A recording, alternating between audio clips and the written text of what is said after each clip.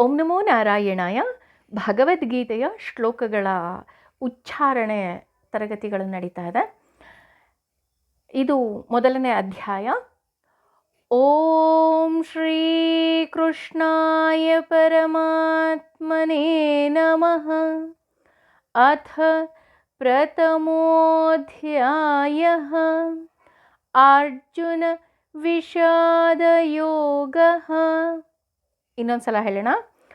ಓಂ ಶ್ರೀ ಕೃಷ್ಣಾಯ ಪರಮಾತ್ಮನೇ ನಮಃ. ಅಥ ಪ್ರಥಮೋಧ್ಯಾಯಃ ಅರ್ಜುನ ವಿಷಾದ ಯೋಗಃ. ಅರ್ಥ ಆಯ್ತಾ?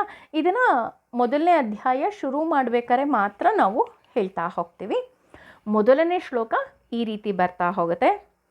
ಧೃತರಾಷ್ಟ್ರ ಉವಾಚ ಧೃತರಾಷ್ಟ್ರ ಉವಾಚ ಧರ್ಮಕ್ಷೇತ್ರೇ ಕುರುಕ್ಷೇತ್ರೇ ಧರ್ಮಕ್ಷೇತ್ರೇ ಕುರುಕ್ಷೇತ್ರೇ ಸಮವೇತಾಯುಯುತ್ಸವಃ ಸಮವೇತಾಯುಯುತ್ಸವಃ ಮಾಮಕಾಃ ಪಾಂಡವಾಶ್ಚೈವ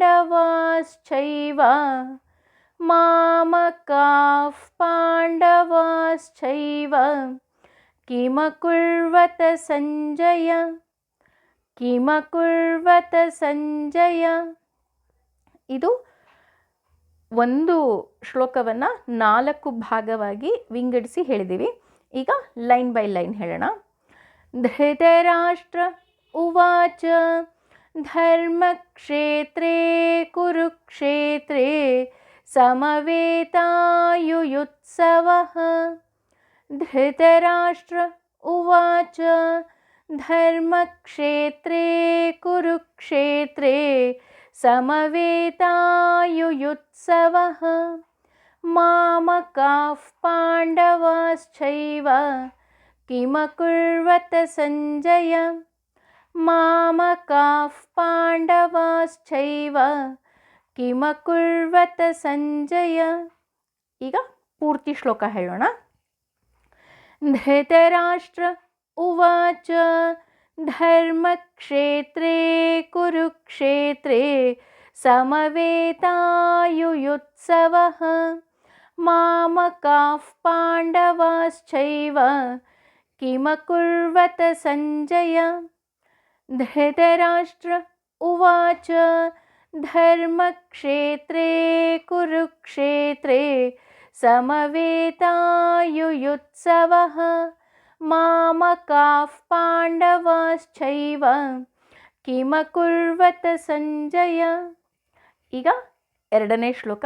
ಇಲ್ಲಿ ಉವಾಚ ಅಂತ ಏನಿದೆ ಅದನ್ನು ನಾವು ಹೇಳಲೇಬೇಕು. ಓಕೆನಾ?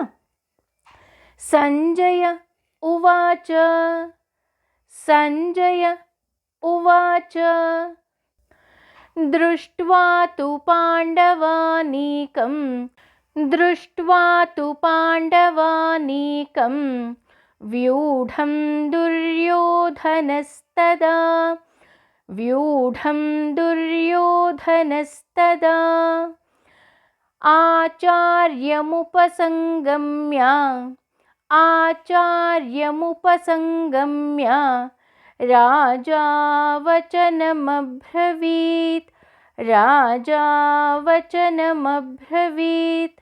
ಈಗ ಲೈನ್ ಬೈ ಲೈನ್ ಹೇಳೋಣ. ಸಂಜಯ ಉವಾಚ ದೃಷ್ಟ್ವಾ ತು ಪಾಂಡವಾನೀಕಂ ವ್ಯೂಢಂ ದುರ್ಯೋಧನಸ್ತದಾ.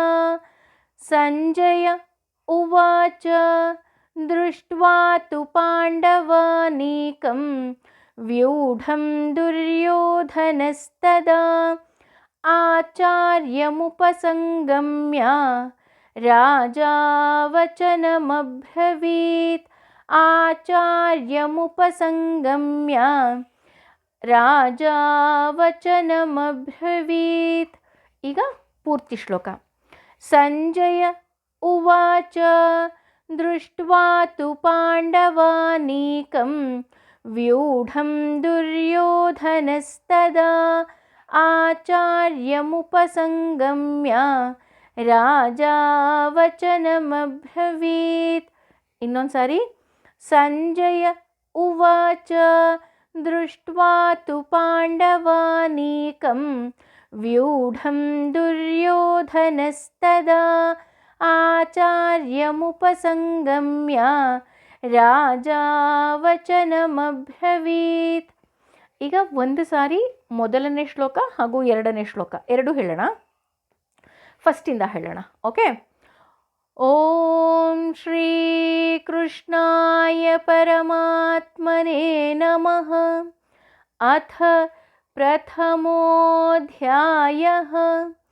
ಅರ್ಜುನ ವಿಷಾದಯೋಗಃ. ಧೃತರಾಷ್ಟ್ರ ಉವಾಚ ಧರ್ಮಕ್ಷೇತ್ರೇ ಕುರುಕ್ಷೇತ್ರೇ ಸಮವೇತಾಯುಯುತ್ಸವಃ ಮಾಮಕಾಃ ಪಾಂಡವಾಶ್ಚೈವ ಕಿಮಕುರ್ವತ ಸಂಜಯ. ಸಂಜಯ ಉವಾಚ ದೃಷ್ಟ್ವಾ ತು ಪಾಂಡವಾನೀಕಂ ವ್ಯೂಢಂ ದುರ್ಯೋಧನಸ್ತದಾ ಆಚಾರ್ಯಮುಪಸಂಗಮ್ಯ ರಾಜಾ ವಚನಮಬ್ರವೀತ್. ನಾವು 700 ಶ್ಲೋಕ ಅಂದ್ಕೊಳ್ತೀವಿ ಅಷ್ಟೇ. ಎರಡೆರಡು ಶ್ಲೋಕ ಅಂತ ಪುಟ್ಟ ಪುಟ್ಟ ಹೆಜ್ಜೆ ಇಡ್ತಾ ಇಡ್ತಾ 700 ಶ್ಲೋಕಗಳು ಸಹ ಸುಲಭವಾಗಿ ಬಾಯಿಗೆ ಬರುತ್ತೆ. ನಾವು ಚಿಕ್ಕ ಪ್ರಯತ್ನವನ್ನು ಮಾಡಬೇಕು ಅಷ್ಟೇ. Thank you.